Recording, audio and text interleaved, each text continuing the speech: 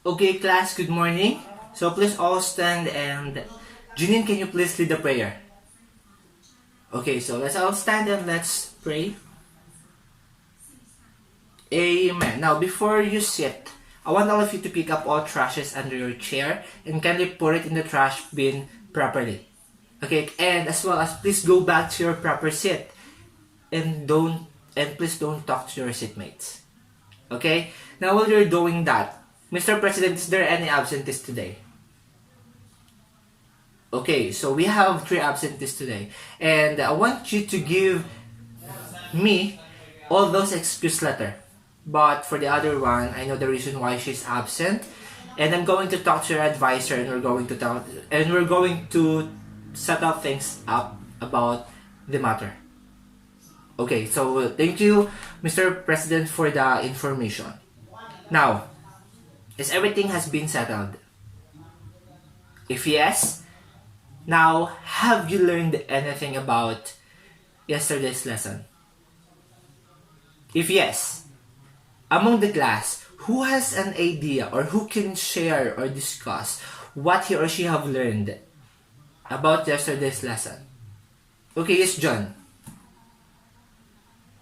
Yes, that's right. We've discussed about the American period, American colonialization here in Philippines.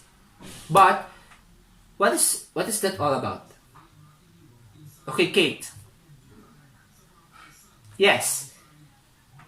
It helps us. It helps our education to develop fully, and our culture and our other culture happen this time. Who else? Yes, Finn, go ahead. Exactly, that's right. In addition, not only their knowledge, but also their skills which help them to choose their field of expertise. The use of English as a medium of communication were being introduced to us as well. Okay? Any clarification about yesterday's lesson? Or any question? Did you really understand the lessons yesterday? Okay, now, if you don't have any clarification, I have here some literary pieces during American period. And I want all of you to distinguish what kind of literature are these. Whether a Tagalog novel, a romantic poetry, a short story, or a poem. Okay? Now, get 1/4 sheet of paper, and I'm going to post here on the board all the categories that you need to identify. What kind or what types of literary pieces is that? Okay, now here are the categories. You may start now. Okay, time's up. Hands on the table. Now, the instruction will be this. You have to check your own paper. But, please be reminded that cheating is forbidden. It's just an activity. Pwede kayo magkamali.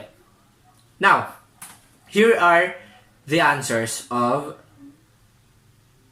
the categories. Okay, now, while you're checking your paper, who among you has an idea about the poem Ang Isang PunongKahoy by Corazon?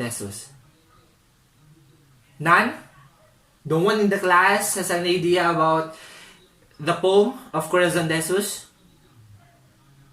Okay, now, before we discuss it about, I have here a copy of the poem, and I'll just give you 2 minutes to read it silently. And I want all of you to think what the poem is trying to convey. What is the meaning behind those poem? Behind the poem, rather. Okay? Now, in 2 minutes, your start now. Okay, up. Now, what have you noticed on the poem? Ira? Exactly. Very good. So this poem doesn't show any perfect rhyming scheme. it was a free writing process, and it is all about what? Okay, Mira? Yes. It is somehow right. It is somehow that way. It is all about somehow a creation of God, wherein the realization about life. Now, for us to know more about this poem and the author itself, let's dig in more information about the author together with this poem. Okay, now what I'll discuss is the biographical sketch of the author, the observation, the interpretation, the analysis of the poem, the style used in the poem, the rhyming scheme used in the poem, and the valuing, or what value can we obtain in this poem, or the reflection of this poem to us. Okay, but first, let us first discuss the author about. Now, Jose Corazon de Jesus was known as Jose Batute. He was born on November 22, 1896 in Santa Cruz, Maynila, and now is Manila. And his parents were Vicente de Jesus and Susana Cruz. Now please read Anthony. Well known as an inspirational or prolific Filipino poet. Yes, he was well known as an inspirational or prolific Filipino poet. He was known by this character because all of his poems were portraying his desires for the freedom and peace of his land. His land, which is this Philippines, from those colonizers. And the next one, please read Angelica. Considered as hari ng Balagtasan. Yes, he was considered as hari ng Balagtasan. But what is the reason why he was named hari ng Balagtasan? Because he once participated in a debate, or what we call now Balagtasan, which he won there. And people started to call him hari ng Balagtasan. He won many times. He participated many times, but no one can defeat him in this field. Until now, he was considered as Hari of Balagtasan because of his exceptional talent in this field. So, that's to be more precise and to be more specific about how he died. About his death, he was died on May 26 of year 1932, in the age of 36, because of the ulcer while he was doing his film, The Oriental Blood. Yes, in his film, he was once an actor, as well as a poet. And he was buried in Cemetery North of Manila, or Cementerio Norte ng Maynila. His wife, Asuncion Lacdan de Jesus, and children Teresa, Jose Jr., and Rogelio were being left behind. When he died, his wife and children were being left behind. Yes, that's right. In addition, he wrote over 1,000 of poems, not just ang PunongKahoy. 4,000 poems to be specific, and it was written in his column na Buhay Cavite. 800 column naman for which entitled as the Lagot ng Bagting. Now, he also wrote different poems under different names. Yes, you've heard me right. He uses many names. He wrote poems under these names. We have here Pusong Hapis, Paro-paro, Pepito Matimtiman, Mahirap Dahong Kusa, at Paro-parong Alitap-tap. Amado Viterbi, Elias, Anastasio sa Lagubang, at Tubig Lili. He wrote poems under these names. It's feel weird. The use of his name, it's really weird, right? Now, These are the biographical sketch of the author, Jose Corazon de Jesus. Now, moving on to the poem, Ang Isang Punong Kahoy. Here are the observation of the poem. Please read and explain, Kenrick. It perceives the reality of human life, the realization that life is like a tree. Yes, that's right. He wrote this poem because he realized that life is like a tree in which reflects our kind of living. Where do we start and what we became after? In the poem, there was this line in which explains the sequence of life. Just like a tree, we came into a process of living. We once a child, then later on we will become adult, then back to nothing. That is what he's trying to convey to us using this poem. He perceives the reality of human life, the realization that life is like a tree. Now, next, please read Dayan. Published in Liwayway magazine in 1932. Okay. Yes, it was published in Liwayway magazine during 1932. yes, 1932. It was written in a lyric poem, but what is a lyric poem? Anyone who has an idea what is a lyric poem? Anyway, lyric poem, it is concerns about the author's feelings, about the author's emotions, or about the author's experiences in life, or about life. That is what lyric poem is. Now, Kathleen, please read the next slide. Written in free verse. Okay, it was written in free verse. And classical example, it was effective representation. A melancholic appeal or ardent self-sociability about the reality of life. Now, what is free verse? What is the meaning of free verse? When we say it was mostly free verse was used in a poem, only in a poem.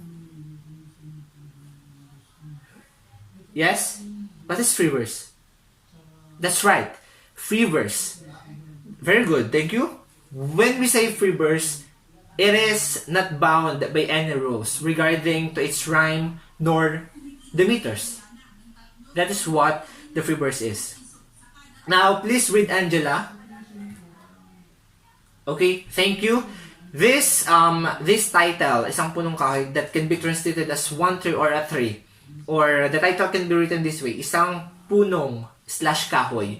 Or Isang Punong / Kahoy. There's a difference between the two, ha? Don't think it wrong. Because the spelling of the other one, the other one is Punong / Kahoy. And the other one is Punung Kahoy / Kahoy. Now, it was being followed by the orthography standard. The reason why it was being declared or being written in this way as in the title, it was followed by the orthography standard. So for our interpretation, can you please read Iris?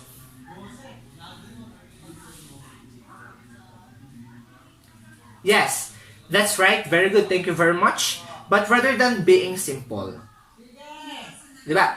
It is simple but meaningful. This poem consisted of deeper meaning or a meaningful one.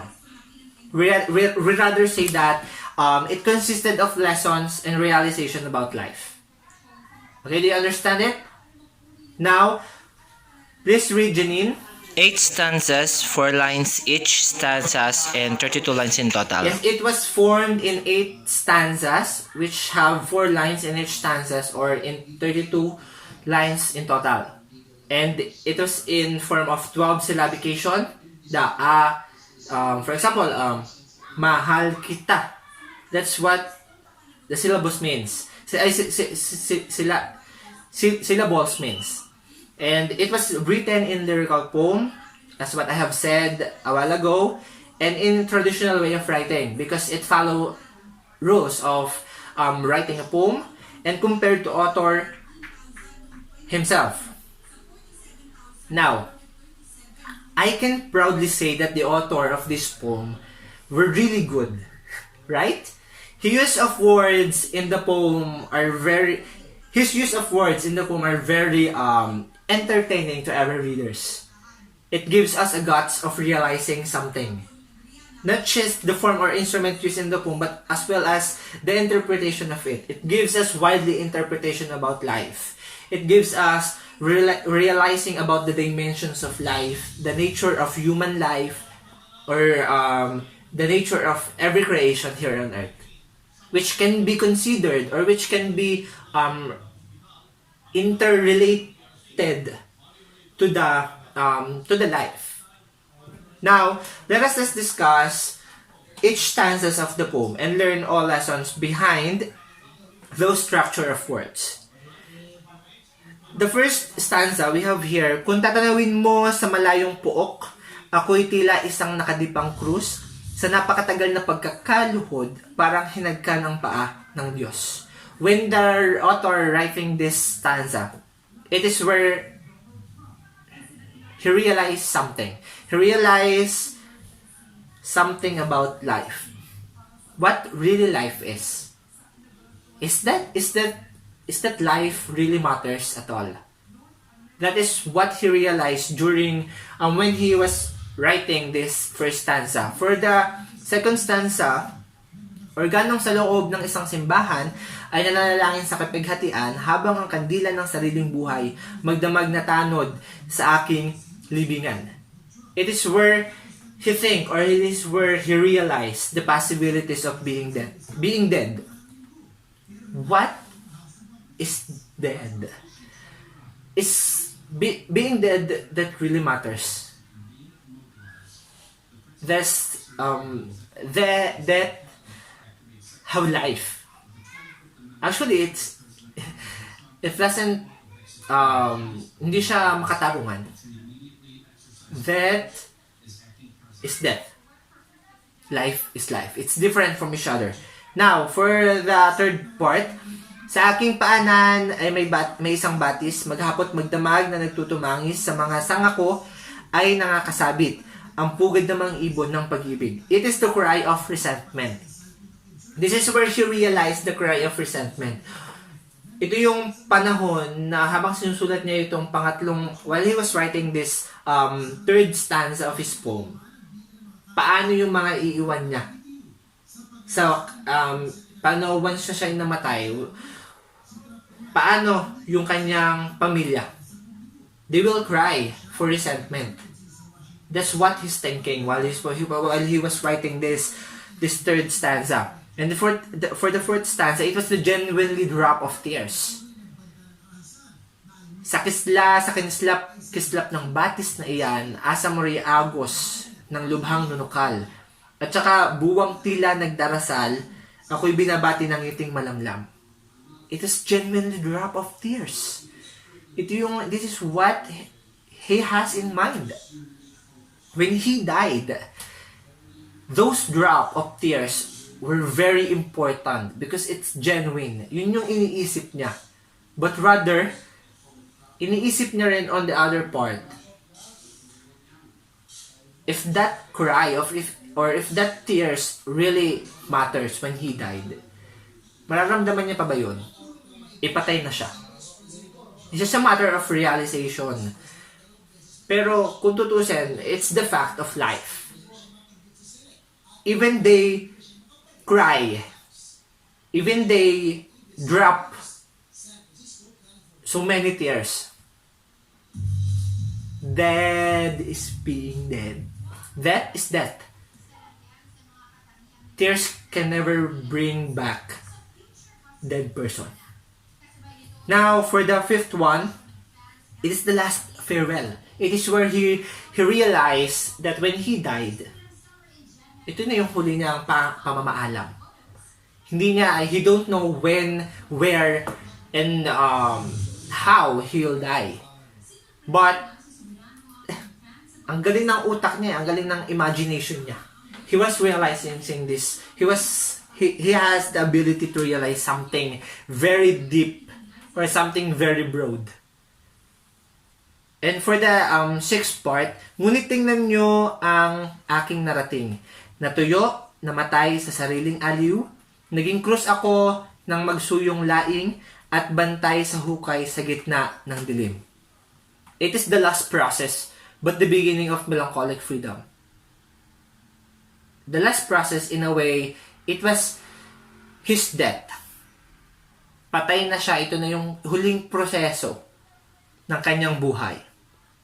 But, what is the meaning of beginning of melancholic freedom? As far as I know, this one, kasi pag nasa hukay ka, nandoon na wala kang kasama. So, malungkot na kalayaan ang mararanasan mo. So, malaya ka na sa buhay kasi patay ka na. But, it was very melancholic one. Sobrang lungkot, sobrang sakit sa puso kasi ikaw lang yung mag-isang nakalibing. Ikaw lang yung mag-isang namatay. But the fact that it's the last process of life and maraming nasisiyahan sa gantong part. Pero isipin din natin sometimes that being dead is very sad. There's full of sorrow. May guilt doon sa puso natin when pag tayo ay namatay. Now, for the 7th stanza, wala na. Ang gabi ay lambong na luksa. Panakip sa aking namumutlang mukha. Kahoy na nabuwal sa pagkakahiga. Ni ibon ni tao'y hindi na matuwa. It is the realization denied. Back to the reality of life. Ito yung nabuhayan na siya ng loob. Nagkaroon na siya ng positivity in life. This is where all those realization he was written on the 1st, 2nd, 3rd, 4th, 5th, and 6th stanzas of his poem is being denied in this part. Nandito nabuhayan na siya ng loob. Bumalik na siya sa katinoan niya na bakit niya iisipin yung gantong paraan. Ni ibon, ni tao hindi na matutuwa. Sa pag-iisip niya gano'n, even animals or even a human or a man ay hindi na matutuwa sa ganong part ng kaisipan. So it is the realization denied. It is where the author or Corazon is back to the reality of life. And now, for the last part of the poem, at iyong isipin ng nagdaang araw, isang kahoy akong malagot malabay. Ngayon, ang sanga ko'y krus sa libingan, dahon ko'y ginawang korona sa hukay. It is where the author or the Jose Corazon de Jesus started to meditate of positivity. It is where he started to meditate all the positive vibes around him. Ito yung panahon, ito yung oras na he's writing this last part of his poem when he knew that thinking about death is meaningless. So that's right. Now, we have here poetic techniques used in the poem. Moving on to other part. Yes? Can you please read? Metaphor and personification. We have here metaphor and personification. What is metaphor again, Ara? Exactly. Very good. How about the personification, Roseanne? Well, that's right. It is where did that where can we see that personification in the poem?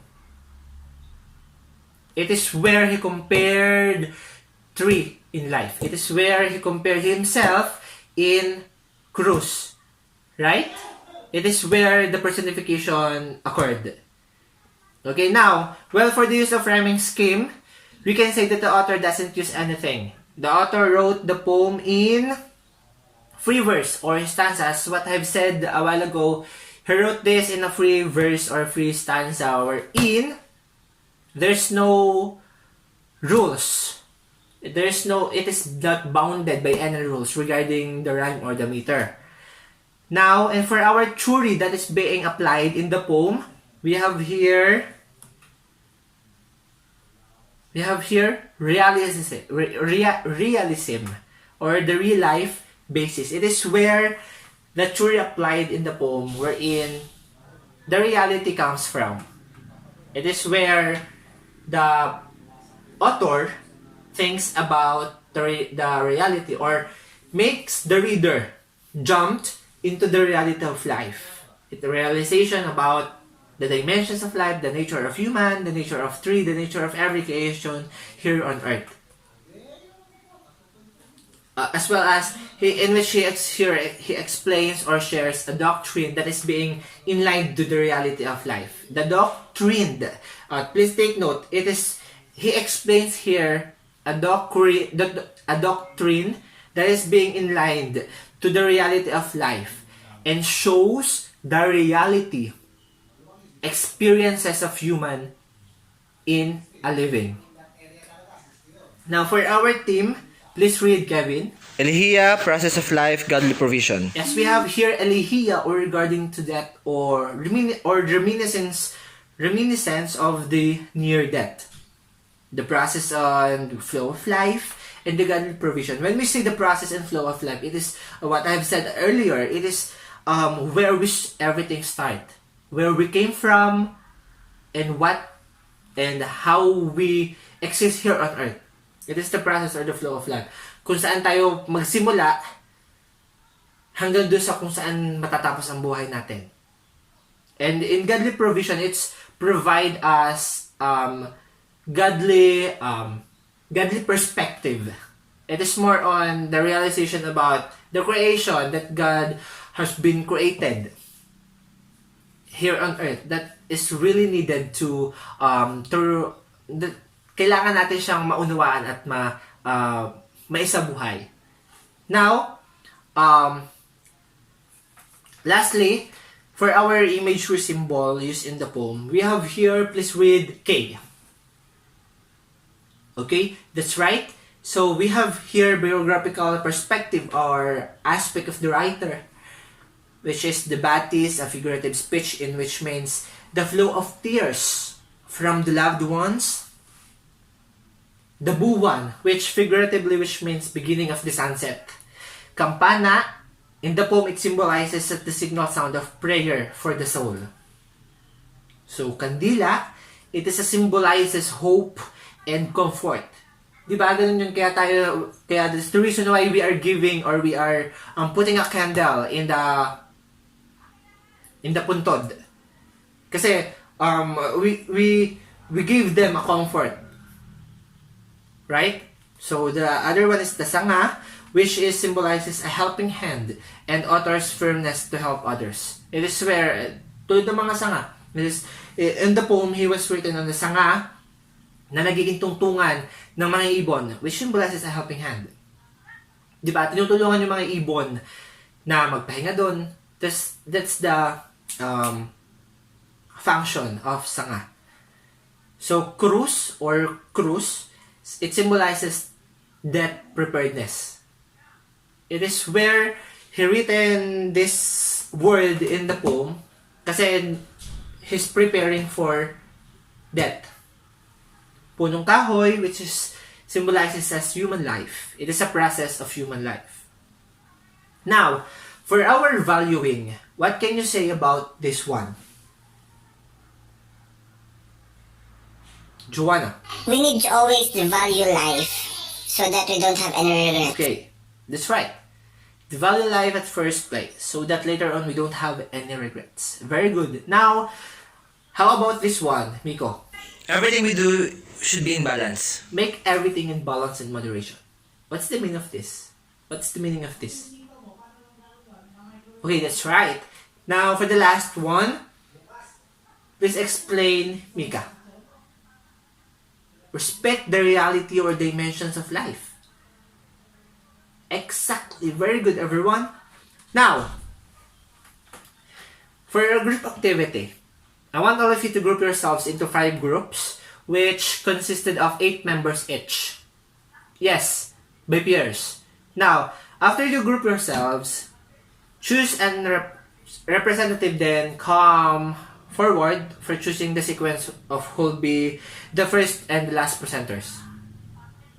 Now, I'm going to call this activity Perform the Meaning. Here is the direction. Please read, everyone.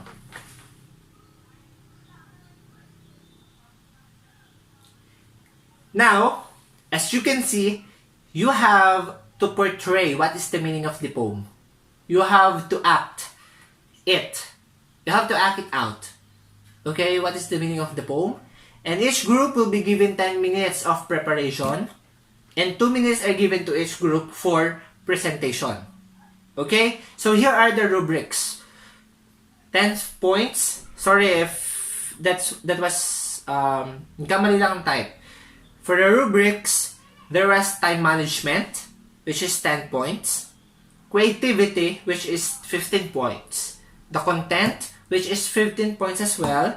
And the collaboration or the cooperation of everyone, which consisted of 5 points. In the total of 30 points. Now, do you understand the direction? Do you understand the direction of the activity? If you do, let us the timer start now. You may start the activity. Okay. Now, time's up. I want all of you to go back to your proper seat or your group seat. And the first presenter is 3 and followed by... Yes, that's right. Now, you may all start the presentation. Okay, group 3 and followed by the next group. Okay, thank you very much everyone. You all did well. Give yourselves a round of applause. Now, did you all enjoy the activity? Yes, sir! Yes, sir po, opo! Yes, sir. Opo. Yes? Now, let's go back to your proper seat. And I want all of you to get a whole sheet of paper. What you're going to do is this. Let's look at the PowerPoint presentation. As you can see, it is a 2 minutes writing. What is 2 minutes writing? Now, the 2 minutes writing is wherein you'll have to write what you have realized while you are reading the poem. It is, in 2 minutes writing, you have to write all you've learned, all your learnings, everything that you've realized about our discussion today. In 2 minutes writing, you have to jot down all the things that you've learned in our lesson or about the poem. Now, you may all start now. The 2 minutes writing, it is, you have to write in 4 or 5 sentences only. Okay? Now, you may start now. Okay, time's up. And pass your paper in front. Then, Kian, please collect their paper and put it in my table. Okay? Now, while you're doing that, Miss Kendra, please share what you have learned or realized about our discussion today.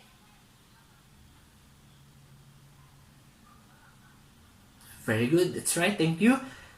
How about you, Ken? That's great. Very good. I can say that you really listened and you really stay focused on our discussion. Now, is there any clarification, addition, or you want to share in the class about our lesson today? Anyone who has an clarification or addition about the lesson? None? Okay, if none, thank you very much for your cooperation. Thank you very much for listening very well and for taking for having your attention. Now, for your assignment, yes, we have an assignment. Please look on the board. Here are your assignment. You have to take a deep breath, take a rest, make time for yourself, and have time with your family. That is what assignment I'm going to give you today. Because tomorrow is weekend. Tomorrow is the start of weekend. So now I want all of you to refresh your mind. I want all of you to make time for your family and for yourself. Because life really matters. That's what the poem is trying to convey to us. Now, thank you very much again, class. I hope you've learned a lot today. Okay? Now, is there any clarification? Wala talaga? Now, thank you very much. Goodbye, class, and God bless. Goodbye din po, sir. God bless po. Bye, sir. Bye-bye.